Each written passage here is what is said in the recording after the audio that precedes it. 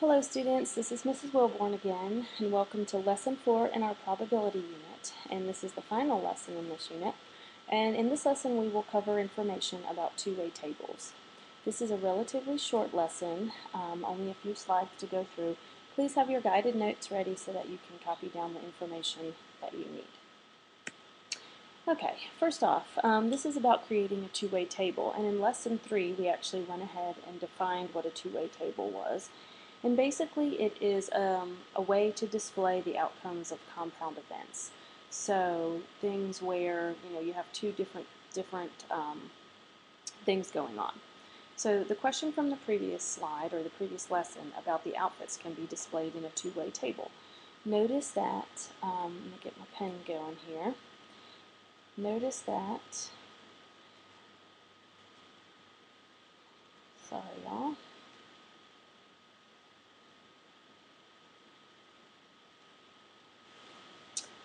Okay, notice that across the top I have the different types of tops, a t-shirt, a button-down, or a sweater, and then along the side I have the pants, the jeans, the khakis, and the dress pants. So when I would make my table, I would want to put one event on the top and the other event on the side. That way I can then, kind of like a coordinate plane, put them into where they would meet would be the outcome of those two events combined. Alright, so let's go ahead and complete this table, and that way we can determine the probability, and then we'll be able to determine the probability that the outfit we will choose will have jeans with it. Alright, so let's look here. In the previous slide, or in the previous lesson, it talked about the different letters that we're going to use, so I'll go ahead and write those in there. So for a t-shirt, we'll put T, and for a button-down, we'll use BD. For a sweater, we'll use S. For jeans, J. For khakis, K. And for dress pants, we'll use the D. Alright, and so what we want to do is go ahead and just complete those things. So in this first box here, I would have the T and the J, meaning the t-shirt and the jeans. Notice that that's where they would intersect or where they would meet. Alright, in the second, I'm going to have the button-down and the jeans. And then finally, in the last row here, I would have the sweater and the jeans. Alright, now I move on. Again, the t-shirt and the khakis, the button-down and the khakis, and finally the sweater and the khakis. Alright, the t-shirt and the dress pants, oops, and the button-down and the dress pants, and then finally the sweater and the dress pants. So by completing the chart, now I can go through and answer the question. And the question is, determine the probability that the outfit you choose will have jeans in it. Alright, well, we know that these three outfits here are going to be the ones that have jeans. So those are my favorable outcomes. Over my total outcomes, which I have 3 different outfits for each top, so that would be a total of 9 outcomes.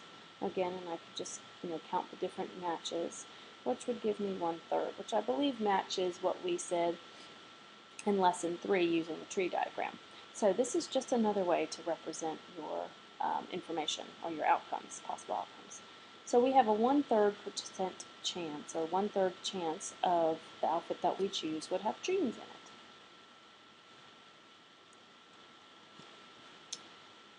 Alright, you can also use a two-way table to determine sample spaces from the possible outcomes.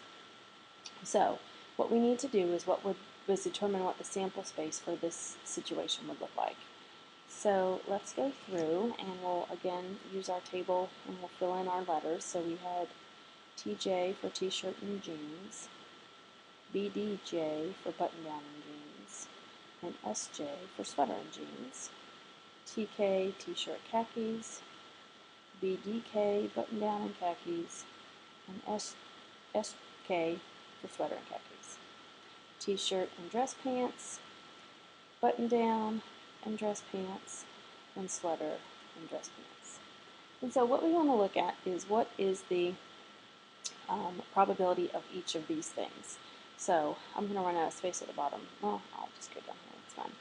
So for genes, I have 1, 2, 3 possibilities that I would wear genes. So my representation of that would be 3 over 9, favorable outcomes over total outcomes, which again we're going to reduce to 1/3. Alright, for khakis, I'm going to look again, I'll use a different symbol here. So I'm going to have 3 different scenarios to where I would have outfits that had khakis. So 3 over the total 9, the total